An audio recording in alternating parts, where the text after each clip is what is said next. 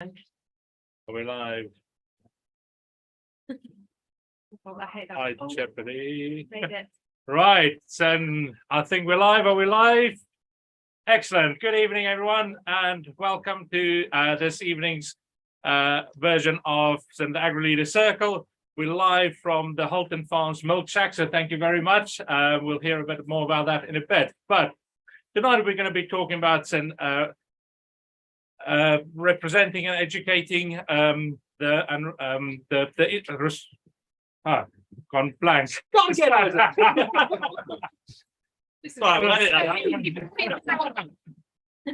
So the image and of the industry. So what we've got is we're going to be talking about what does the group feel the general public opinion is of the British ag industry. What are the expectations of the industry? And we want you as the audience to put that in all of these guys' lives, so put it in their feeds and tell us what you think. So what do you feel the general public's opinion is? What are the expectations? Whose responsibility it is to promote the industry? What do we do as AHDB already? And what more would people like to do? So let's go around the group and see who we've got. Just to say, Tom Pemberton was supposed to join us, but unfortunately he couldn't make it. But we have got Becca.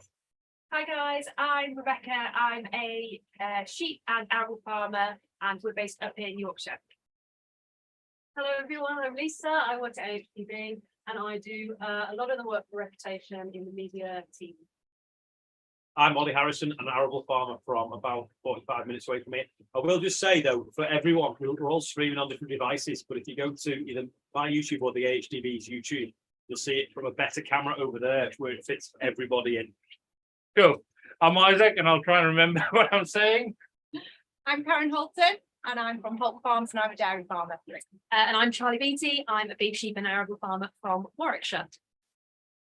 Right, let's get stuck in. So put in your comments, what do you think and the reputation of the industry is, and what we can do to promote and defend that and get it more widely spread. So as a group, how do you feel? What is currently the reputation with the public? Do you think there's a problem actually?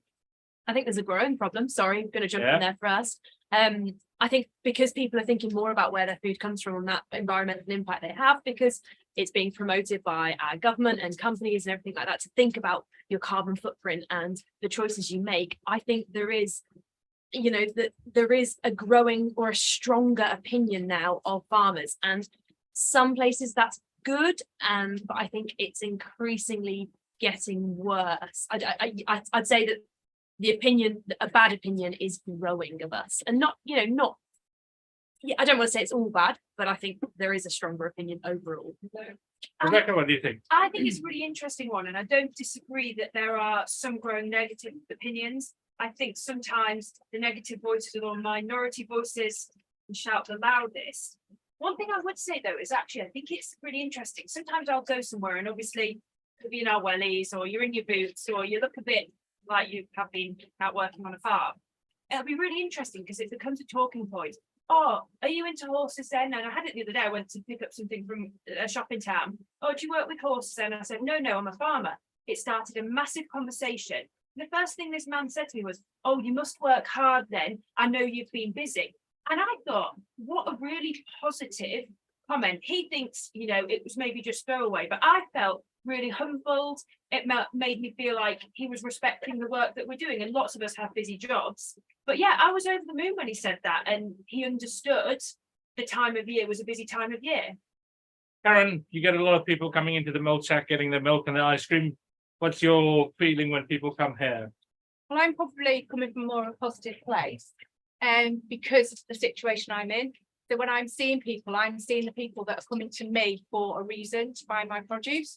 But the great thing is that I learned from that is they're choosing to do that because they're starting to understand about farming and what we've got to offer. And it's really important to a lot of people now that they buy local food and they come here and see the animals. And what I'm finding more of is that that's important to them to be able to see the animals and how they're kept. And I think the way we struggle, I know we've got this pressure about what we produce and how we produce it, public goods, public money and all this sort of thing coming at us, but at the same time, if we can demonstrate that we're doing a really good job, then that's our stage and we need to do that. Brilliant. You know, we like high jeopardy, so we've just had some people coming in to get some of your milk. So brilliant. So we can ask them as they come out. Lisa, You're you. not gonna come out. Don't do that. So I was just going to say that from an AHD perspective, we do a lot of research on the public opinion of farmers and farming, and actually within the entire supply chain, farmers are the most trusted and always have been.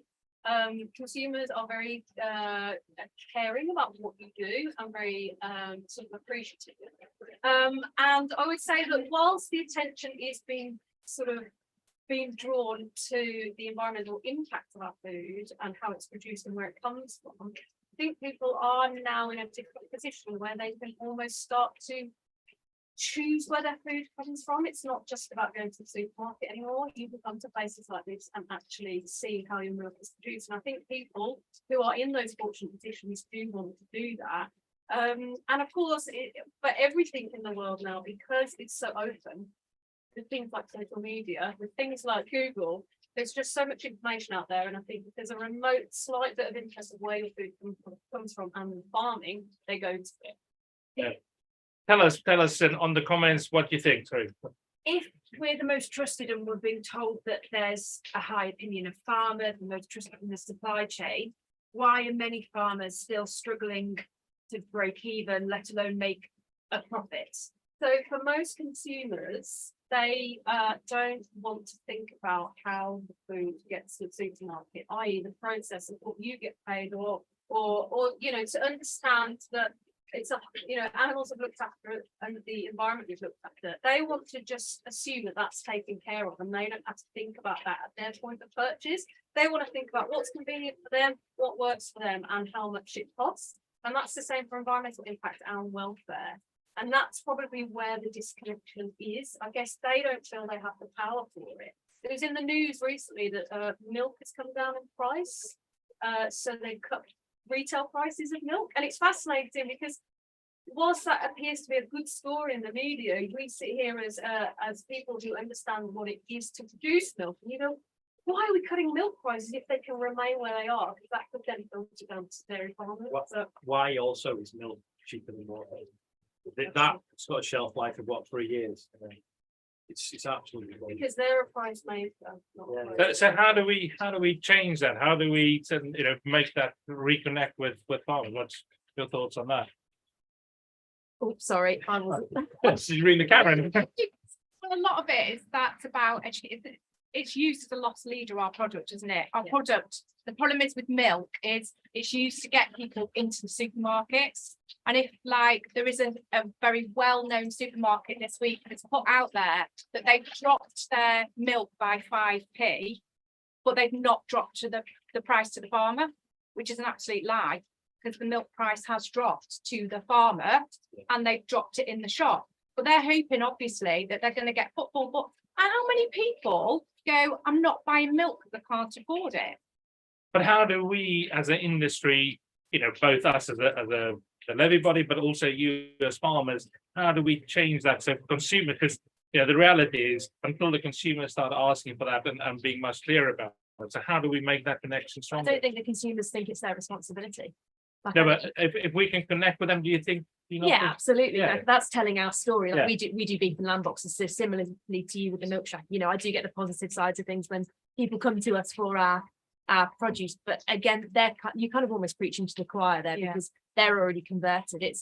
It's maybe making those that haven't thought about it and generally I don't think have even considered that it might be their responsibility as the end consumer to help change the way the balance is. What I find crazy is we have fair trade products in supermarkets, none of which are UK products. Yep. Where's the UK fair trade logo? We've got some of the highest welfare standards in the world. And we need to be paid for those standards. Maybe we do actually accept though that consumers trust that we're doing the right things. We don't need to get them involved. They don't really have the time or the inclination to get involved. So we trust that that's happening. So let's say we've got a tick in the box for consumers want it, they know it's happening.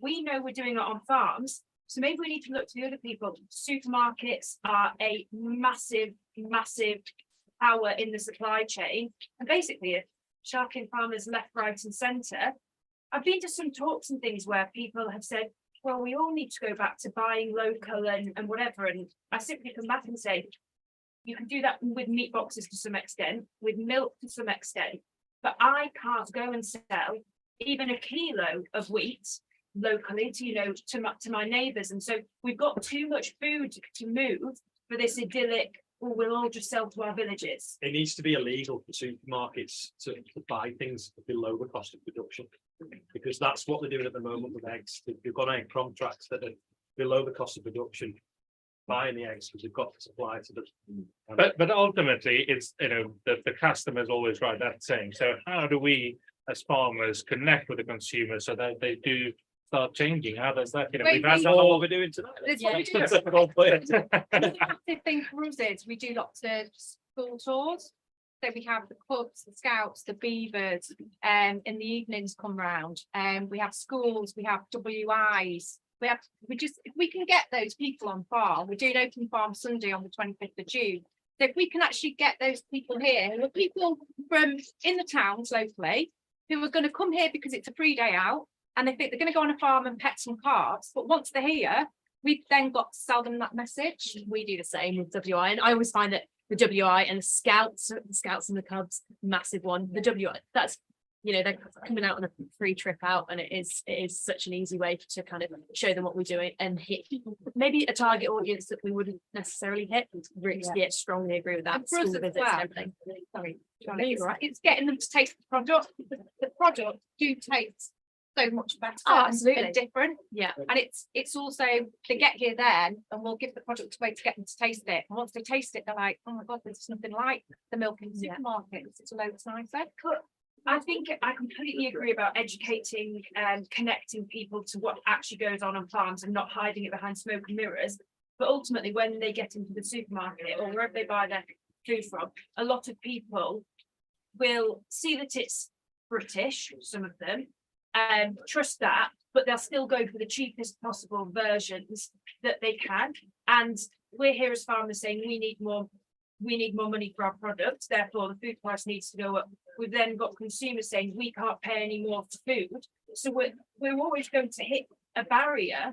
because As it I'm as stands. guilty as anyone as that. You go do the food Yes. shop, yeah, I make sure it's British, but I still go for the best value for money, because, and we are in a cost of living crisis as well. Like, how can we expect our consumers to fork out when some of them can barely afford to pay the rent or heat the houses? Which is the first one? Just like going back to the supermarket thing, we shouldn't allow them Oh, absolutely. to have really poorly made British products that are loads cheaper. But then we have a government with their head in the sand and a DEFRA minister who's saying, no, there's absolutely not a market problem with eggs. So, And they want cheap food to get vote. yeah, Well, how do we change? So, you know, so we can sit here and Talk like, to the cows. talk to the cows, go boom, boom. Coming in for milking, surely. But how, you know, what can we do? Because, you know, obviously, a lot of you do a lot of really good stuff. But how do we get more? And Lisa's point about farmers being the most trusted. How do we get more farmers involved? And how do we get that message out wider? Well, as part of the Wheat Balance campaign for AHDB, we did a lot of consumer. Just tell us a testing. bit more about what is Wheat Balance. So it's a campaign that AHDB runs to promote red meat and dairy as part of a healthy balanced diet. This kind of siloed view or single-minded view that you could just eliminate it, and there you go, you've got a healthy eco-friendly diet, and it's not quite so simple, you know, it does have a really important role. So we have this campaign, and as part of that, to really understand what messaging consumers will respond well to, a lot of the focus group came back and said, you know, we're really appreciative of farmers, but we never hear from them. We don't know what they do. And I think in some areas that you are very sort of available to them, but in other areas you're really not. I mean, I'm not from a farming background at all. And if I wasn't working at AHDB and doing what I do, I would never ever hear from you or see what you do and have that experience. I only do it because of my job, and that's the vast majority of the population. Yeah, so we had a thing here on Ollie's YouTube saying, Mike English, I'm a non-farmer. My concern for farmers is the cost of fuel and fertilizer and the increased labour costs. How much is that an issue? And I guess, and kind of what can I do to help with that? It's a massive issue. The only thing that's missed off there is interest as well. Interest rates are not very good on my farm at the moment. I've invested to push forwards thinking there's going to be brighter days. And then now interest rates have gone up. It's just. So what can we say to Mike here? What can he do to help support farmers? I don't even know what the answer is there. We- By looking locally, buy British, support local, Yeah. I direct, I think that's. and buy direct. Is it our own fault Probably for not having? Don't shop at a supermarket. Or some supermarkets are better than others, so they look at. I think we do need a fair trade UK brand, and then people can look for it, can't they? Is it something Red Tractor should be doing? I think one thing that's important to note as well is that farmers are price takers on the whole. So by doing something like this, so you can see milk behind us, you can basically set your own price, whereas the majority of farmers are not setting their own price. So if you can afford to, find somebody who's setting their own price with meat or lamb boxes, selling eggs locally, something direct, find price makers and support them if you can afford to do it, I'd say. And can I You just can't say find on it everywhere. on the pricing as well, we've been doing this since 2016, 2015, 2016, and nobody has ever complained about the price. Nobody's ever come in here and said, oh, milk is a bit, I can get it cheaper at the supermarket. That's not, because that's Yeah. not the point of it, is it? You don't need to get. This is like an auto cue, this phone, but honey, it's the bat phone. So Berkshire Farm Wheel has just said, in America, farmers are well thought of and respected. The people in America understand the importance of How do we do that here? yeah, I think that's a good comment, but I don't totally agree with it. I No. think it's the farmers that we see and the people that we see on social media that are related to farmers think that, but I think you probably find lots of America are so disconnected from agriculture that it probably is Yeah. the same thing. Yeah, I was thinking, I've spent quite a bit of time in Australia and New Zealand, and particularly with New Zealand, I was out there not long ago, and there's so much, like, the distance between your general public and a farmer is so much closer. Like out here, you could go into the city and nobody knows it's related to, has a friend of, that is a farmer, whereas in New Zealand, a smaller population, everything like that, but so everyone knows someone that knows a farmer, Yeah. and I think that's a big part I of it. suppose probably it's a geographical thing, so probably 80% of America feel like they know a farmer or what goes on a farm, but 80% of the people that live in America don't live in them rural areas, they all live in the city, so it's probably like 20% actually feel like that, but we only know the 80% of the population. That makes sense, 20%. Yeah, 99% statistics amazing. No, you know what I mean? Like you can travel across America and all the geographical locations and all the different towns, and we'll be surrounded by acres and acres of farmland. But in reality, there's 1,000 people live in that town. But you get to New York, and how many million people live there? But So- like AHDB are doing these campaigns like Week Balance and Love Land Week and all that, but And the dairy one. yeah, absolutely. So what, like, what more do we want as farmers to see from them coming? I want people to comment. And also, if you're general public, like, what do you see of what AHDB do and what makes a difference to you? Because And actually, those are marketing campaigns, which is not strictly reputation. Yes, you are promoting a product, you're not promoting an industry, you're not protecting an industry. It's a slightly different sort of area of work. So I do work with weavers, but it's not what I do. I work to promote and protect your life. see, I would So- just say that those campaigns are all, So that's industry marketing, protection. it's like, yeah. We- your kind of, your name's protected. We had, I think it was Alejandro Blair, somebody, but AHDB need to be much more proactive in responding to bad science on this subject. That's one comment. And where was the one from Alejandro Blair? Is the AHDB's job to promote farming to the consumer or to be investigating, researching, improving farming for the levy payers? Arguably, they go hand in hand. They do that. Well, when we did the Shape the Future vote last year, the year before, where we asked the industry, what do you want us to focus on? What are your priorities? And it was overwhelmingly this sort of reputational aspect where you want us to promote you, to protect you, to run marketing campaigns, to push education.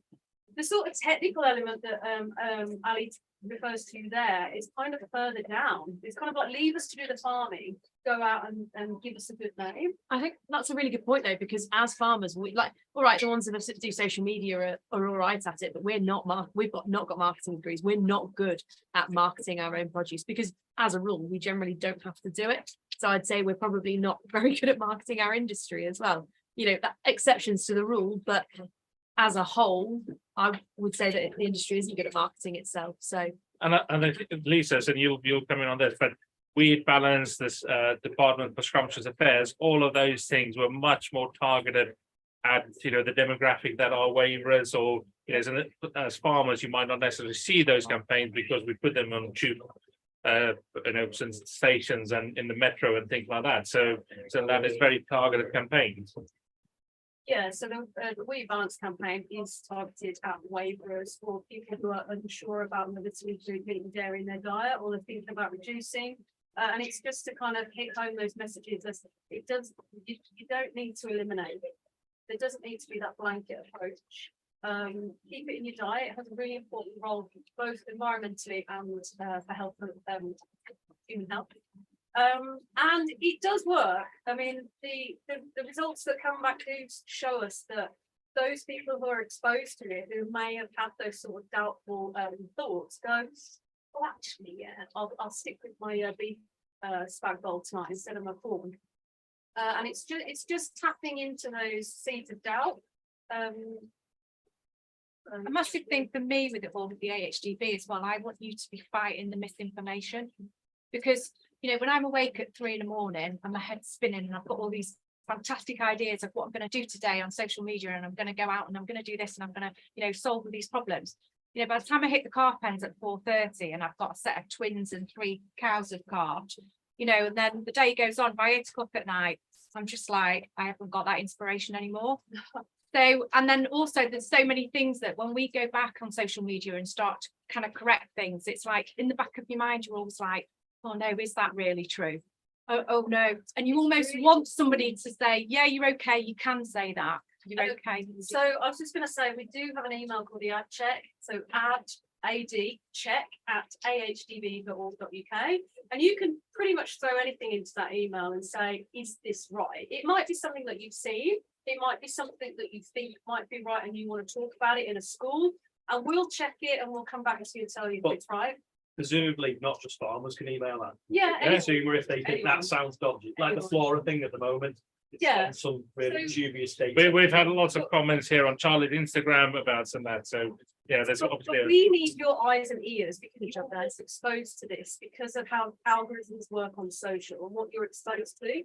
Tell us what you see. We'll take a look at it and see what we can challenge. Give us a couple of examples of what we've done. So we challenge a lot for misinformation, particularly for adverts. And remember, it's only paid adverts. If it hasn't been paid for, we can't challenge it. It's not under ASA jurisdiction. We may have got a lot of complaints. A lot of them aren't upheld by the ASA. ASA rules around environment are changing very rapidly.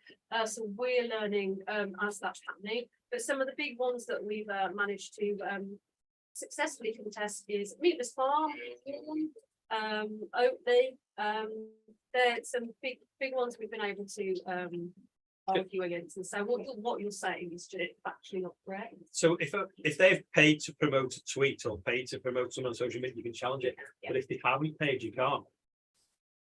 So it's our job, isn't it? Yeah. I find that really hard. Like I generally try not to make a point of arguing because we were chatting about this earlier, and if you start arguing, it doesn't get us anywhere. You know, and I try to ignore comments like that, but sometimes there'll be like the odd one, and you'll think, well, you know I can present a good argument against that, but I want to make sure that my facts are 1000% correct before I argue, and they pick and fault in it, and then I'm on my own. And that's something that we struggle with because we, you know, so that, because of the organization, we have to be so science-based. Yeah. So it is a tricky thing, but you know, Lisa. Yeah, I think there's also I think your points on actually mustering up the energy to post on social media is a massive point. I've got to go back this evening after this and start editing a video. I know Ollie's been trying to squeeze one in. We'll try and get an Instagram post out. it's really, really draining. And I think people think, oh, it's just a photo.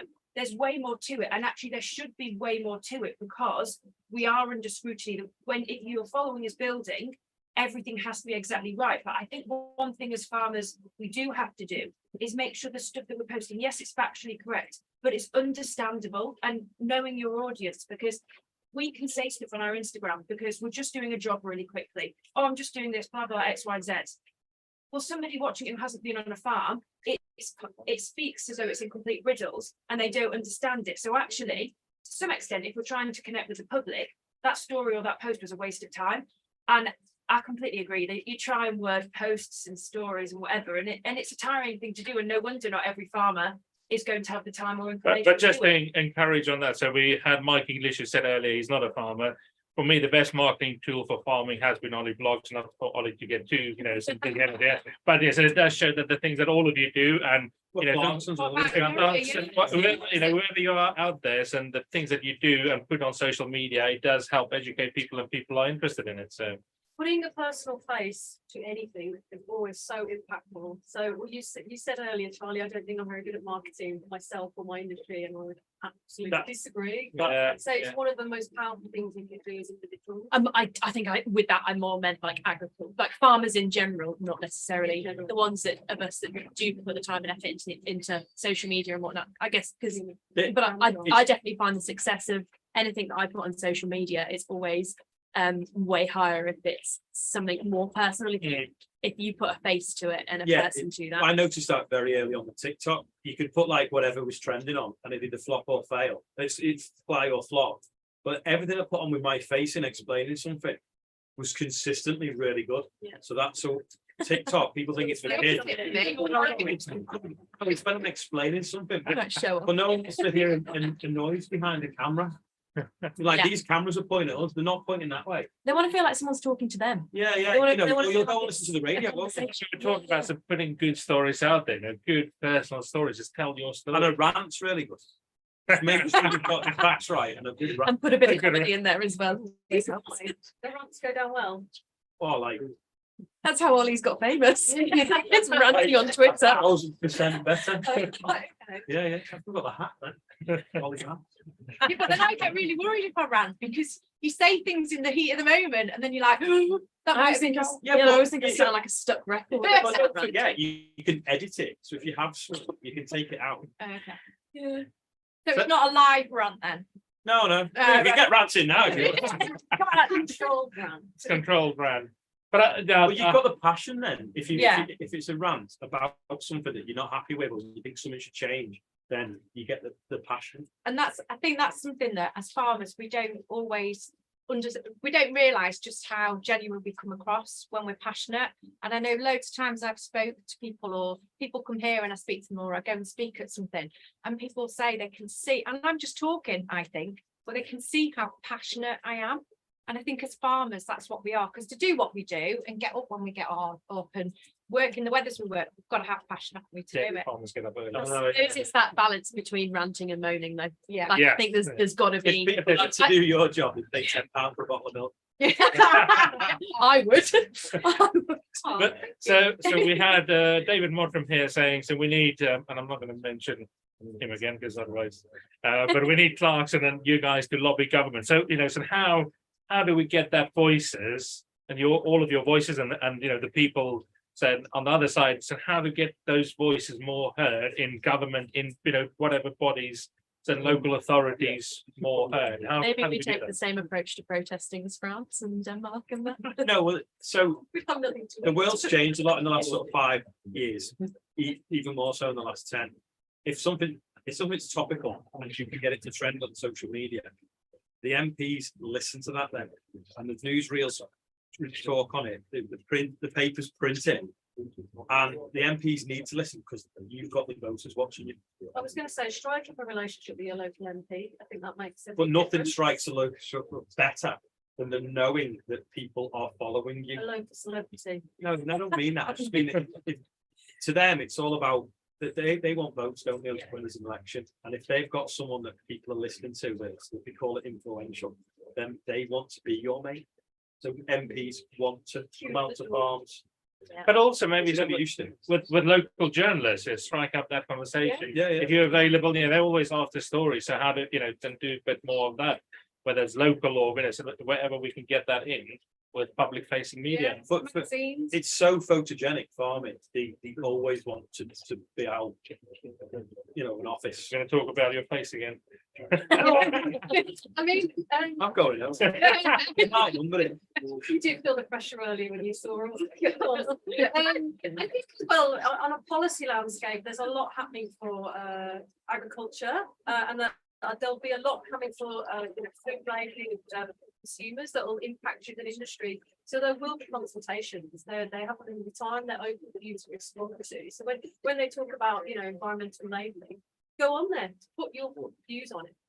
I think another point, like like you said, there's a lot of changing in policy and everything like that. And a lot of farmers will think that actually maybe reputation isn't our biggest worry because there is so much uncertainty with those policy changes and that's something that they'll understand more and feel like they've got more of, maybe not necessarily more of a say in, but a better understanding of, and actually maybe reputation to them is less important to things like that and that uncertainty. So I've probably done it a bit more personally now, whereas I've started doing things like I'm on the council with the Association of British Dairy Farmers. So I've been invited soon to the House of Lords to go and take them around and take about labour shortages. So it's things like that as well we can do and influence. And I do a little bit of stuff with DEFRA, sit on a farmer advisory board. So there is other ways as well. It's individuals away a little bit from social media. We can do. And that's important here because that one thing leads to the next, leads to the next. Yeah, So it's important for them. It is very disheartening though when we feel like, right, maybe we're making an impact on social media, consumers are on board, we're getting to some level of organisation, kind of policymakers or whatever being on board, and then we get to government, and I do feel like we are massively hitting a brick wall with that, but that's not strictly like AHDB's area as such, is it? So AHDB is non-departmental public body, which is a lot of jargon, which basically means we're sponsored by DEFRA and how we operate is all set out in law. We are publicly funded by yourselves and your levy.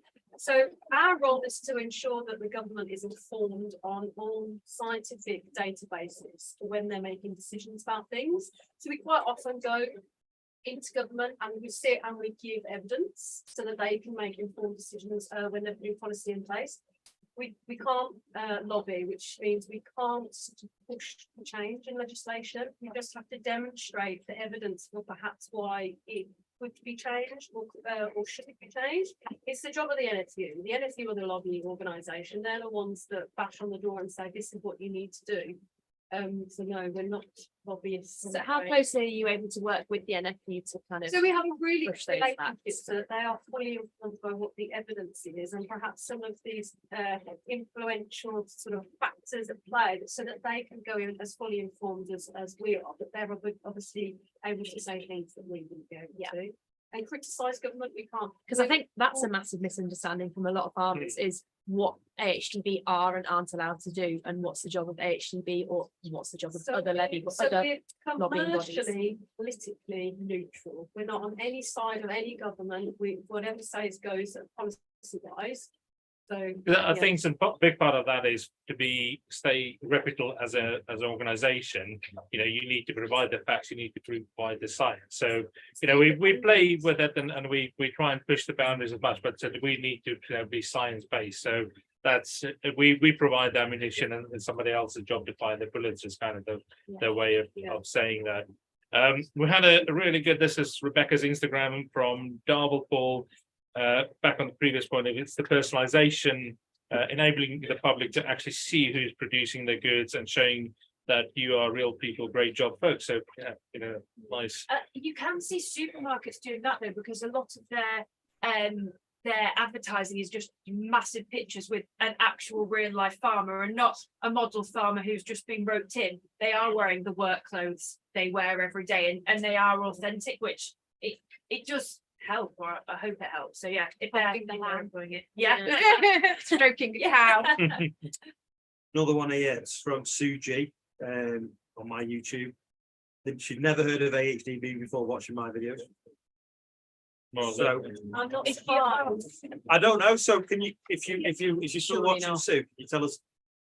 Are you a farmer or are you just a YouTube And, watcher? and for the In fact, rest, we'd be interested to know what you actually do. yeah, If so, anyone's watching the live, can you tell us who's farming and who's not?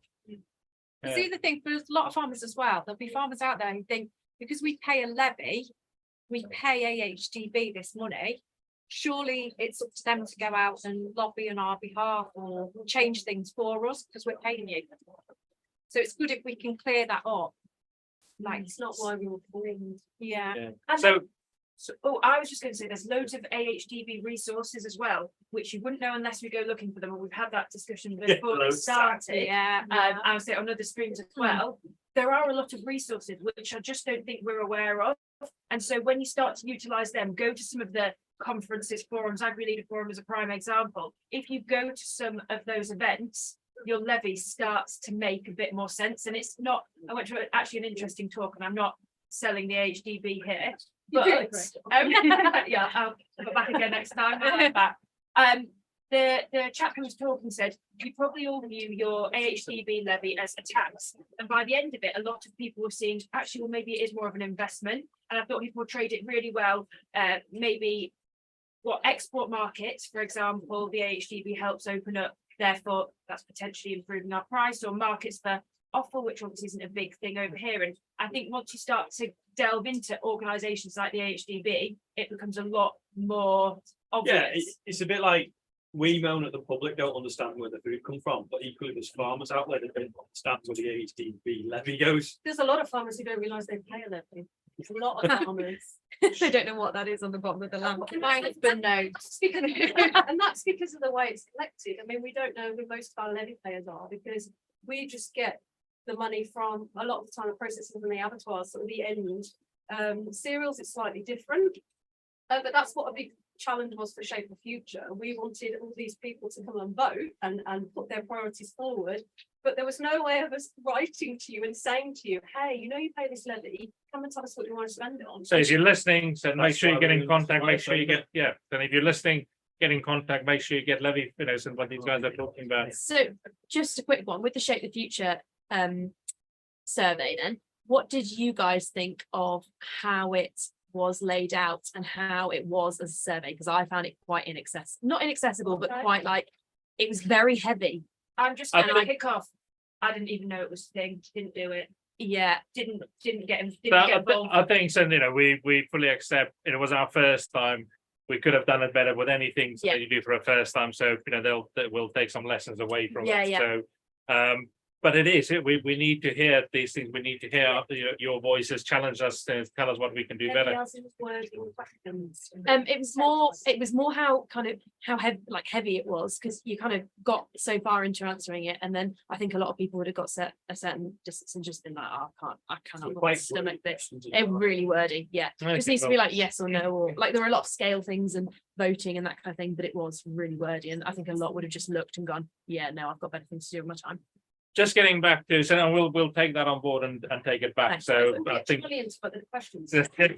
I did a really good dissertation survey a long time ago. Well, we had a really good question here on Rebecca's Instagram from Jack Sampson Blacksmith. Great name, Jack. Good evening.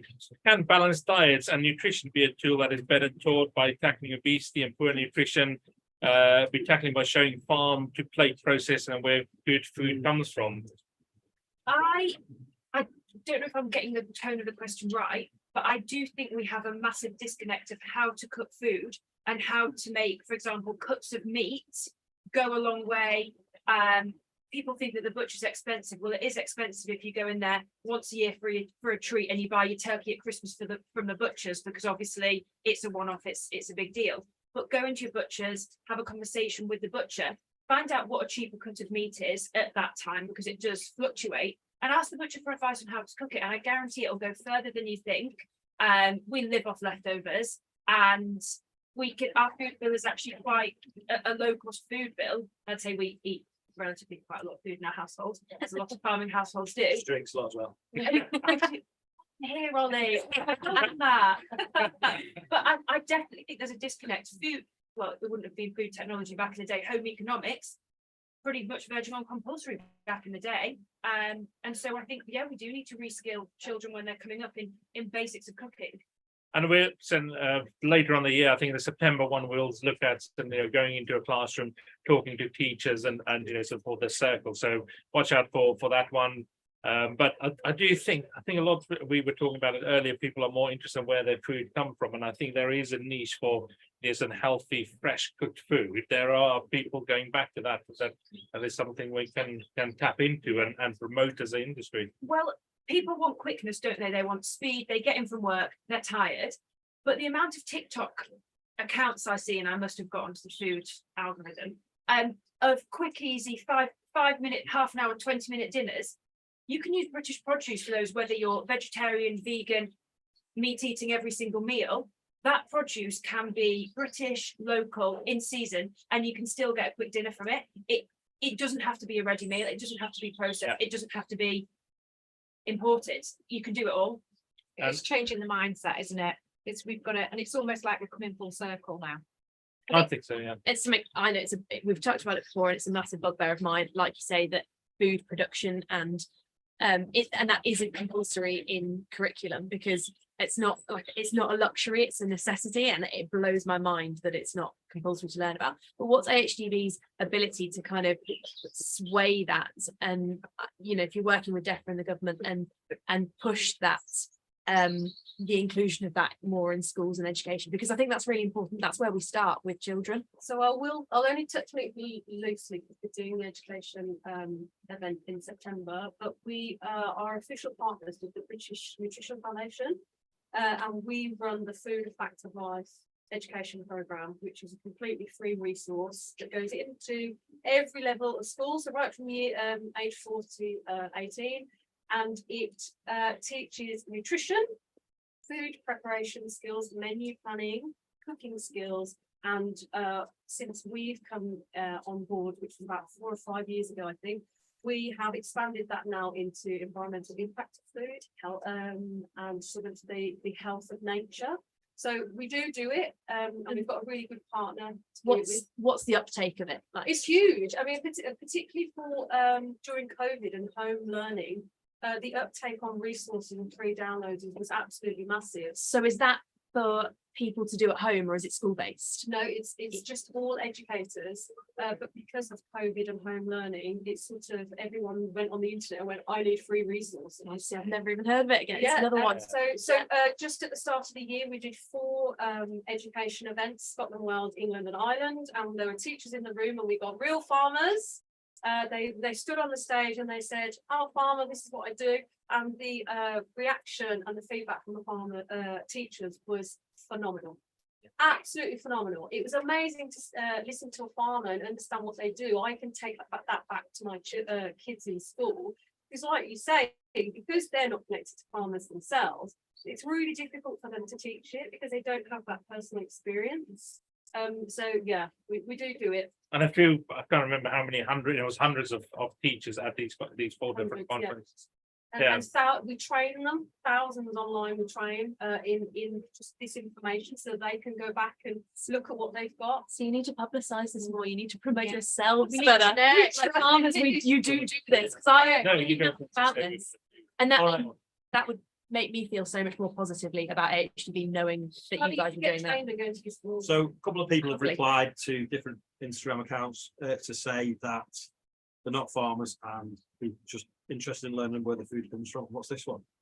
So James McDermott said, what about the counter argument for providing the customer what food types they want?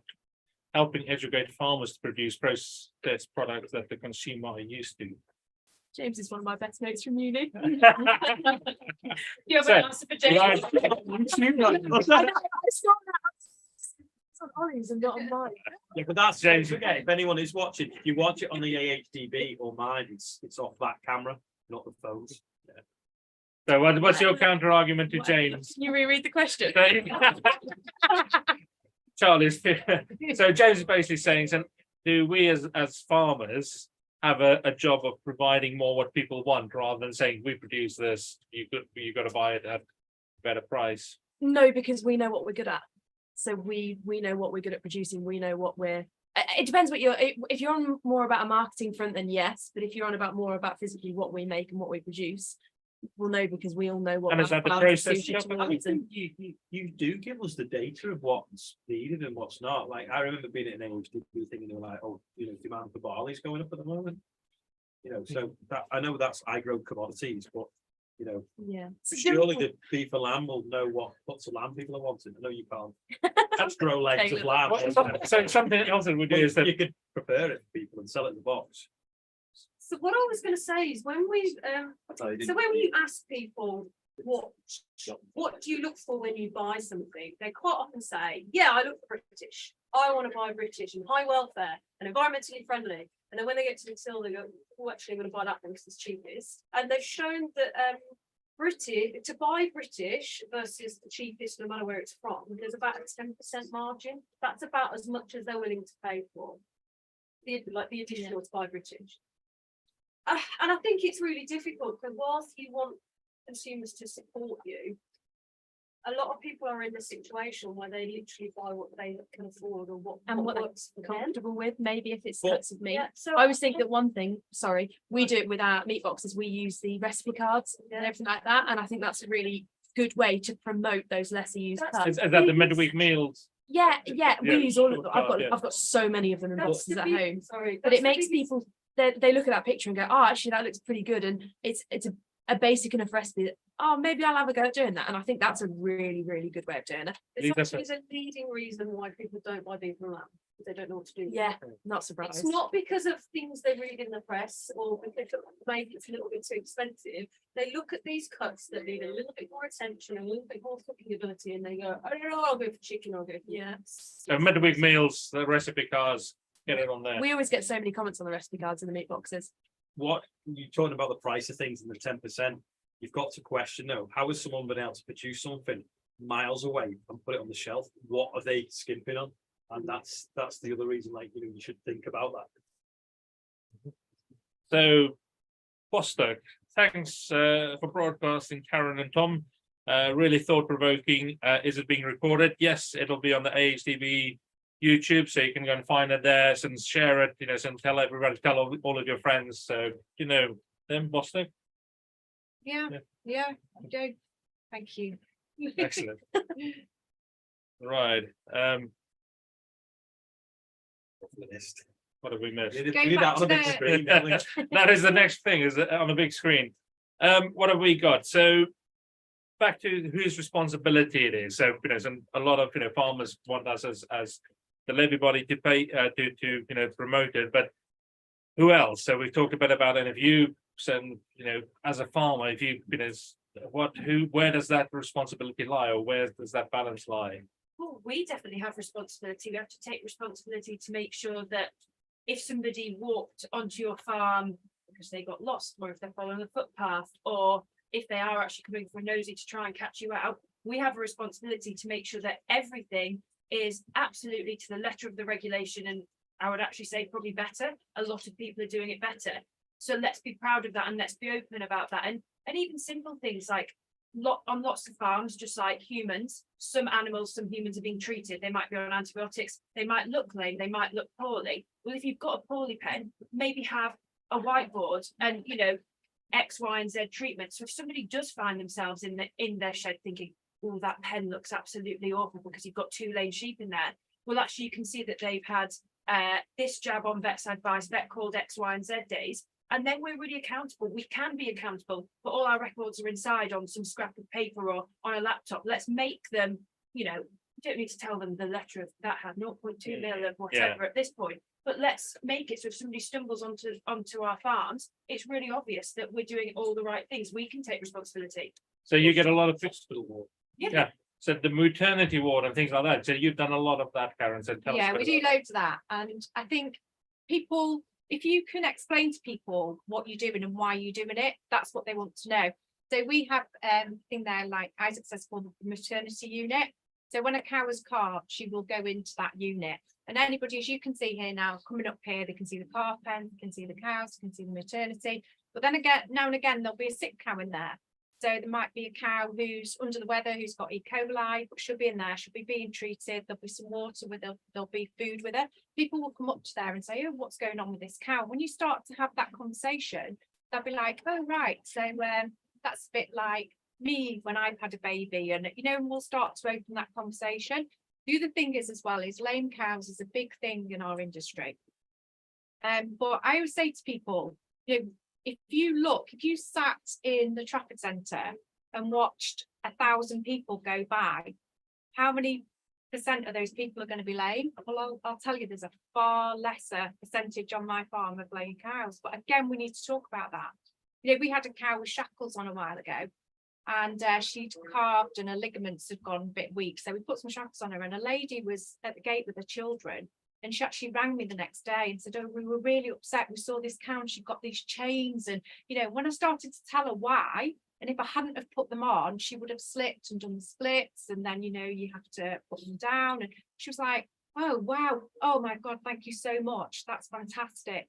I've learned something. This is where the polarization is happening, because vegan activists take pictures or videos of things like that, they put them on social media, they attach all these emotive words, they make it really humanized, and people go, oh my God, it's hideous. But then that's because no one understands the context. They did. I've seen so many times front page news articles about things, and people come to me and Lisa, what is this all about? And when I explain to it, they go, oh, right. So how do you Okay. Which is so important to us as to why we have people coming in so we can talk about it. We've got to open up that conversation and chat about it. So how do we find that balance between, somebody's put up there, what you don't want is end up in this endless spat and name calling, and it needs to be a positive argument. So how do we as an industry tell the good stories like you do here, but when we have something like that, so how do we push back but not end up in a name calling argument? So the very nature of PR is to give yourself a good name, a good reputation, and any good PR practice is you focus on your positives. You don't worry about anything else. And I think sometimes the farming industry gets a bit focused on everybody else, and they don't just think about, well, what are we doing? What is epic about us? And that's what they want to hear about. Consumers tell us all the time when we do the research, we want to hear about what you do. We don't want to hear about you bashing other people or getting upset about what they say about you. And like you said, Leave that to the politicians. So talk about what you do.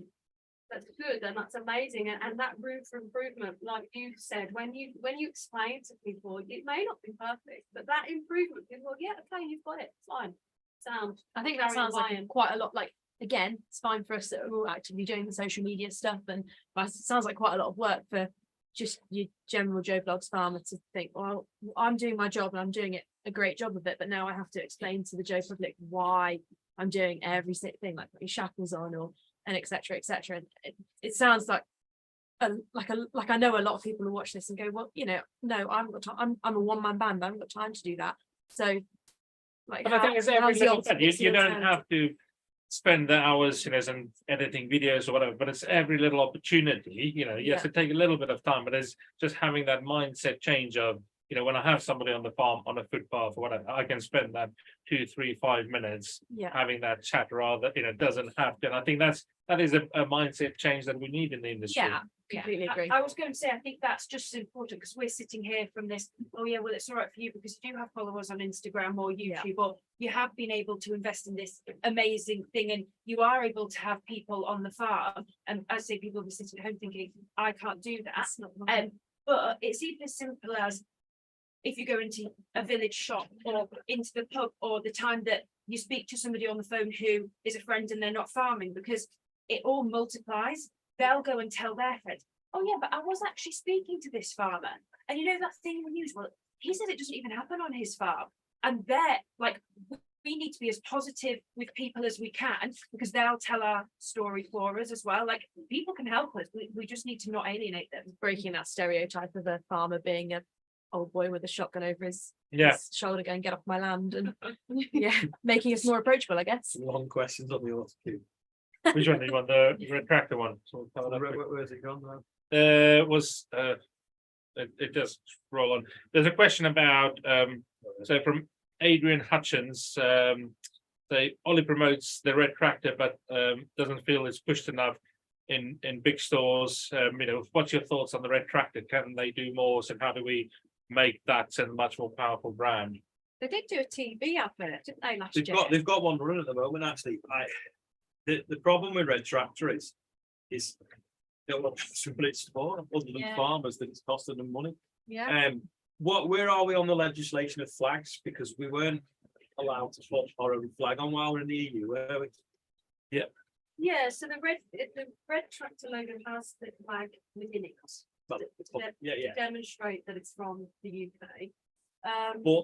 But I must point out, if you look, the New Zealand flag includes the Union Jack and then some stars. So when you look at something, you can think, oh, it's got a Union Oh, I Jack on see, it. yeah. So the red tractor on being small is not very ugly. And it is hidden by the actual tractor. Yeah, So it doesn't have that connotation for consumers who, again, But they're in a rush, they sprint in. if they can put a trailer on the back with a pulling a flag, maybe that would work. So I when do can we do that? think It's I think it does just need to be a bigger logo, because a lot of people don't even see them, don't know what it means, don't even actually see it on the food It's packaging. one of the most Just needs to be- recognised logos. So logos are a really contentious issue for consumers. There are a lot of logos out there, and most people don't have a clue what they mean. They don't understand what they represent. Red Tractor is, I think, the number one recognised. That's from their own research though, because I've Yeah. seen that presentation. No. That sounds viable. And I've Asking say, I've done a lot of these type of events for exports, where we have importers come on live and we talk about what British produce offers them. And the whole Red Tractor scheme is one of the greatest selling points of British produce, because it's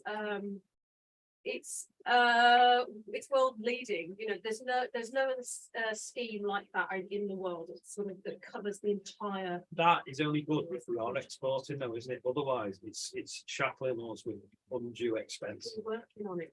So if you're watching this, this is a bit of a watch this space, but hopefully the July circle, we're going to be talking about exports, and hopefully a couple of you guys might be able to shadow an inbound coming in, importers, exporters from that side. So watch this space. Not confirmed yet, but so we'll talk about some exports in one of these in the future. So well, some queued up there. We're getting towards the end. So any final thoughts from you guys? So some how do we defend, and how do we build the reputation with Joe Public? Positivity.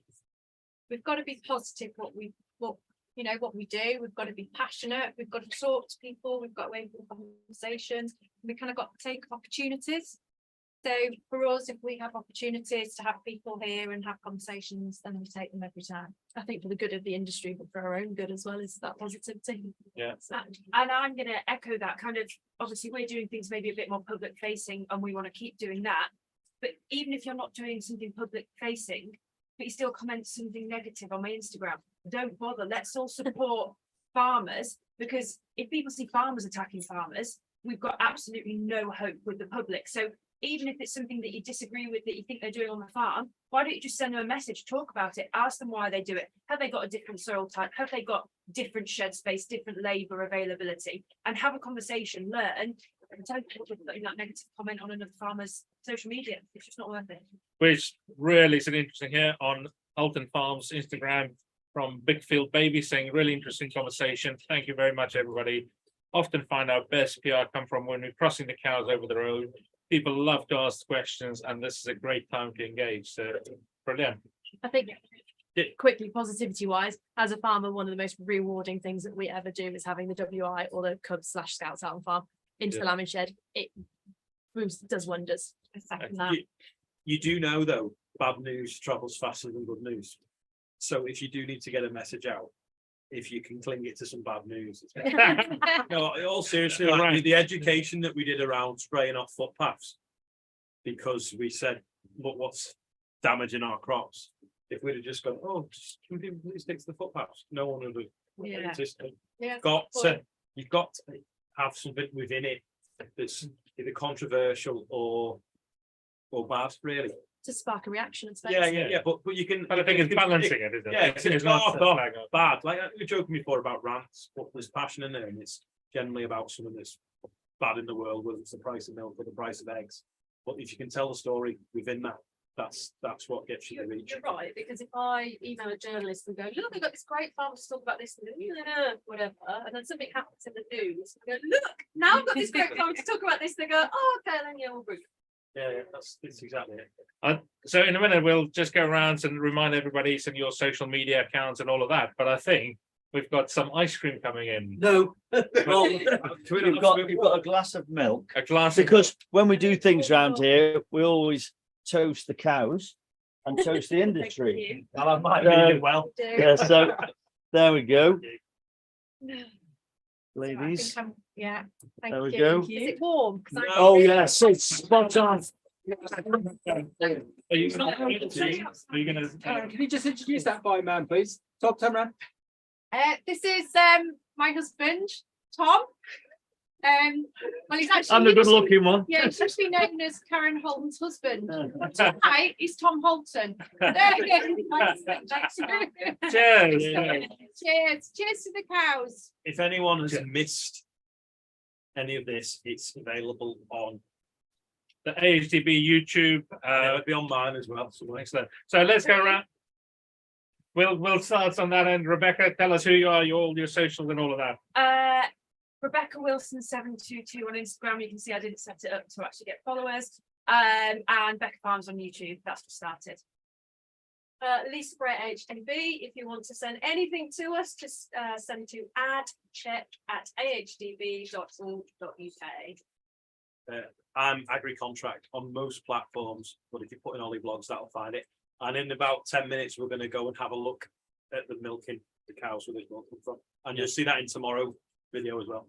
Excellent. So and look at Ollie on that. I'm Izak on Instagram and all those things, but obviously the AHDB YouTube channel, AHDB Beef and Lamb on Instagram and on Twitter and all of those. So follow us there. Tell us what you think. Tell us what you want to hear more about. So on our YouTube thing tonight, and we can try and work it in the future. And subscribe to the AHDB channel because they're nearly 1,000 subscribers. Yeah. I'm Karen Halton. You can find me on Instagram, Twitter, Facebook. Where else am I? Tinder. TikTok. Yeah, Tinder. Tom. Oh no. Some grinder. Come on. YouTube. Yeah, YouTube. We've got a YouTube channel coming. And if you just look, basically just look for Halton Farms or Halton Farms Milk Shack, you'll find me. And I'm Charlie. I'm on Instagram and YouTube, but I'm pretty rubbish on that. And that's as Charlie Farms, or on Facebook as Meriden Farm. Excellent. Thank you very much, everybody, for watching, putting your some questions in, telling us all about us and what you do and what we can do better. So thank you very much, and we'll see you next month. Cheers to the cows. Cheers.